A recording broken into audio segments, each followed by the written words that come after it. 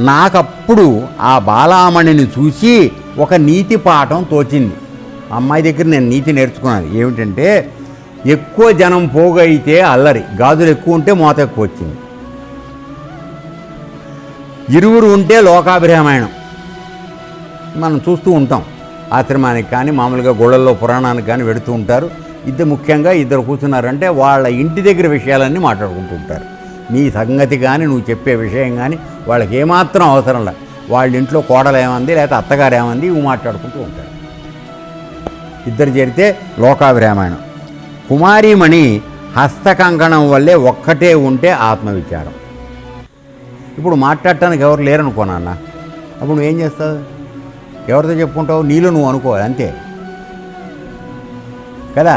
అప్పుడు ఏమవుతుంది? నువ్వు పరమాత్మ దగ్గర అవుతావు.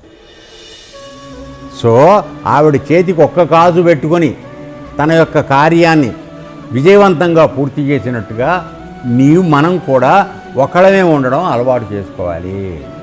ఎక్కువ మంది కోసం పాకులాడద్దు. పాకులాడిని కానించి కంపులు ఎక్కువ అవుతాయి. వీడి వాసన వాడికి, వాడి వాసన మనకి తగులుతూ ఉంటుంది. వాసన అంటే ఈ వాసన కాదు, పూర్వజన్మ వాసనలు. అవే కదా మన యొక్క ప్రవర్తనని నిర్ణయం చేసేది.